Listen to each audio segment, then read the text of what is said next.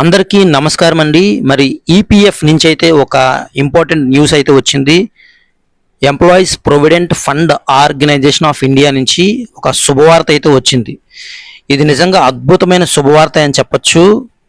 ఎందుకంటే మనం పిఎఫ్ డబ్బులు ఏవైనా విత్డ్రా చేయాలంటే, అంటే ఇప్పుడు మన పిఎఫ్ డబ్బులు ఏవైతే కట్ అవుతాయో మనకి ఆ పిఎఫ్ మనీ మనం అడ్వాన్స్ తీయాలన్నా ఏం చేయాలన్నా మనకి బోల్డ్ ప్రొసీజర్ అనేది ఉండేది. ఎలా అంటే మనం అందులోనికి లాగిన్ అయిన తర్వాత పిఎఫ్ అడ్వాన్స్ అంటే ఫామ్ 31 ఉంటుంది కదా, అందులోకి వెళ్ళి ఆ క్లెయిమ్ పెట్టుకుంటే మనకి సరైన రీజన్ పెట్టి సరైన విధంగా మనం అప్లై చేస్తే మనకి విత్ ఇన్ డేస్లో, అంటే ఆ విత్ ఇన్ డేస్ 6 days అవ్వచ్చు, 10 days అవ్వచ్చు, 15 days అవ్వచ్చు, ఒక్కొక్కసారి 20 days ఇంకా లేట్ అవ్వచ్చు. అన్ని రోజుల తర్వాత మనకి ఆ డబ్బులు మన అకౌంట్లో పడుతున్నాయి అన్నమాట. ఇప్పుడు ప్రొసీజర్ అలా ఉంది. రెండోది ఏంటంటే కొన్నిసార్లు ఆ క్లెయిమ్ కూడా రిజెక్ట్ అయిపోతుంది. సో ఇలాంటి ప్రాబ్లమ్స్ అనేవి చాలా ఫేస్ చేస్తున్నారు. ఇప్పుడు మనకి ఏదైనా డబ్బులు కావాలి, ఆ డబ్బులు కావాలన్నప్పుడు మనకి వెంటనే కావాలంటే అవ్వట్లేదు అనమాట. సో వీటన్నిటిని బ్రేక్ చేస్తూ ఈపీఎఫ్ నుంచి అయితే ఒక ముఖ్యమైన సమాచారం అయితే వచ్చింది. అదేంటంటే ఇక మన పిఎఫ్ సొమ్మును ఏటీఎంల ద్వారా మనం విత్డ్రా చేసుకోవచ్చు. ఇది నిజమేనండి. మన పిఎఫ్ మనీని మనం ఏటీఎంల ద్వారా మనం విత్డ్రా చేసుకోవచ్చు. ఈ అవకాశాన్ని, ఈ వెసులుబాటుని ఈపీఎఫ్ వాళ్ళు ఏంటంటే 2026 జాన్యువరి నుంచి కల్పిస్తున్నారు. ఈ ఆప్షన్ అయితే 2026 జనవరి నుంచి అయితే వస్తుంది.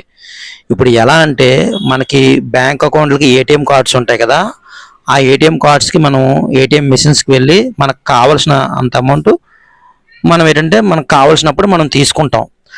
అదేవిధంగా మన పిఎఫ్ డబ్బును, మన పిఎఫ్ మనీని అలాంటి ఏటీఎం కార్డులే మనకి ఇస్తారు. ఆ బ్యాంకు ఏటీఎం కార్డ్స్ అయితే ఎలా ఉంటాయో మనకి అలాంటి ఏటీఎం కార్డ్స్ అయితే మనకి ఇష్యూ చేస్తారు.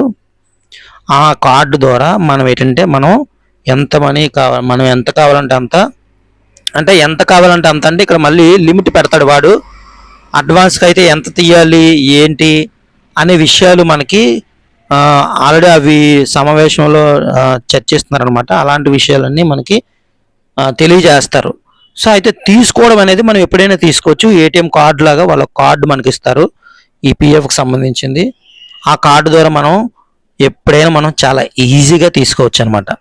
అయితే యాక్చువల్గా ఈ పిఎఫ్ ఏటీఎం అనేది జూన్లోనే రావాలి యాక్చువల్గా. కానీ కొన్ని కారణాలతో ఇది వాయిదా పడింది అనమాట. అందువల్ల ఈ ప్రాసెస్ అనేది జనవరి నుంచి అయితే స్టార్ట్ అవుతుంది.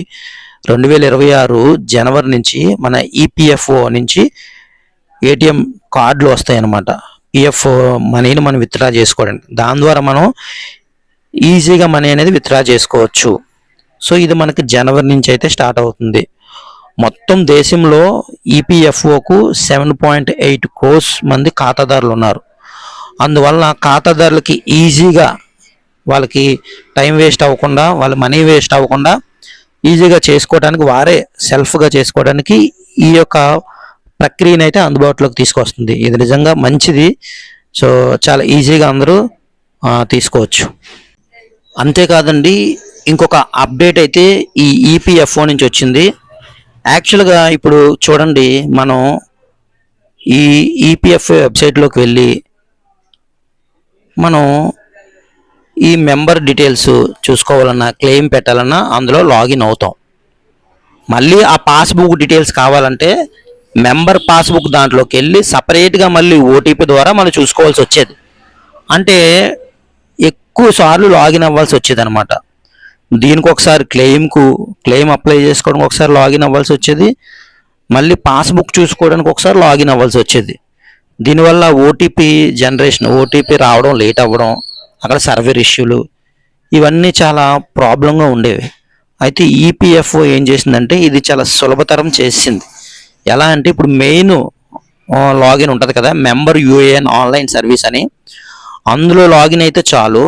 అందులో నుంచే మన పాస్బుక్ అనేది మనం చూసుకోవచ్చు. దానికోసం ఒక కొత్త ఆప్షన్ అయితే తీసుకొచ్చింది.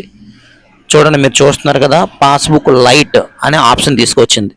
మళ్ళీ సపరేట్గా ఈ మెంబర్ పాస్బుక్లోకి వెళ్ళి లాగిన్ అవ్వకుండా ఇందులో నుంచే మనం మన పాస్బుక్ అనేది మన ఈపీఎఫ్ఓకి సంబంధించిన డీటెయిల్స్ ఎంత కట్ అవుతుంది, ఎంత బ్యాలెన్స్ ఉన్నదని ఈ లాగిన్ ద్వారా మనం చాలా ఈజీగా తీసుకోవచ్చు. అంటే సింగిల్ లాగిన్తోనే అన్ని వివరాలు చెక్ చేసుకోవచ్చు, మల్టీ లాగిన్స్ కాకుండా. అంతేకాదు ఉద్యోగి పిఎఫ్ ట్రాన్స్ఫర్ సర్టిఫికేట్ కూడా పోర్టల్లో పీడిఎఫ్ ఫార్మాట్లో అందుబాటులో ఉండనుంది. సో ఈ ఈపీఎఫ్ ఏంటంటే ఈ సేవలు మనకు అందుబాటులోకి తెచ్చి చాలా సమయం వృధా అవ్వకుండా చూస్తుంది. అంతేకాదండి, ఈ ఈపీఎఫ్కి సంబంధించి ఇంకొక ముఖ్యమైన అప్డేట్, ఇది వార్నింగ్ కూడా అనుకోవచ్చు. చాలాసార్లు మనం డబ్బులు విత్డ్రా చేస్తాం, పిఎఫ్ అడ్వాన్స్ పెట్టి క్లెయిమ్ పెట్టినప్పుడు రీజన్స్ పెడతాం.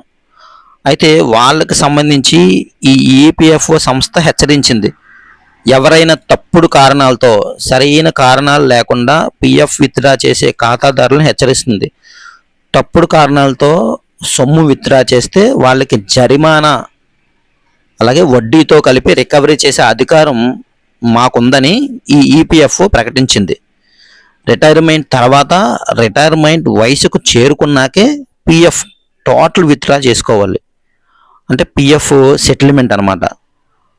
అయితే హెల్త్ ఎమర్జెన్సీ, వివాహం, పిల్లల చదువు, ఇంటి నిర్మాణం కోసం పార్షియల్గా నగదు విత్డ్రా చేసుకోవచ్చు. దానికి తగిన డాక్యుమెంట్స్ అనేవి మనం సబ్మిట్ చేయాలి. ఆన్లైన్లో మనం చేస్తున్నాం కాబట్టి ప్రాపర్ రీజన్ పెట్టి మనం ఆ పిఎఫ్ అడ్వాన్స్ కూడా తీసుకోవాలి. పిఎఫ్ సెటిల్మెంట్కి వచ్చినప్పటికీ అదేంటంటే రిటైర్మెంట్ తర్వాత లేదంటే రిటైర్మెంట్ వయసుకి చేరుకున్నాక విత్డ్రా చేసుకోవాలి. ప్రాపర్ రీజన్ అయితే ఇవ్వాలి. ఫేక్ రీజన్స్ ఇస్తే ఈపీఎఫ్ఓలో ఏం చేస్తున్నారంటే తప్పుడు కారణాలతో ఎవరైనా సొమ్ము విత్డ్రా చేస్తే వారికి జరిమానా వడ్డీతో కలిపి రికవరీ చేసే అధికారం తమకుందని చెప్తున్నారు. కాబట్టి ఈ ఈపీఎఫ్ఓ ఎవరైతే పిఎఫ్ డబ్బులు తీసేవారు ఉంటారో వాళ్ళ ఈ విషయాన్ని గమనించి జాగ్రత్త పడండి. మరిన్ని అప్డేట్స్ కోసం మన ఛానల్ని సబ్స్క్రైబ్ చేయండి. Thank you.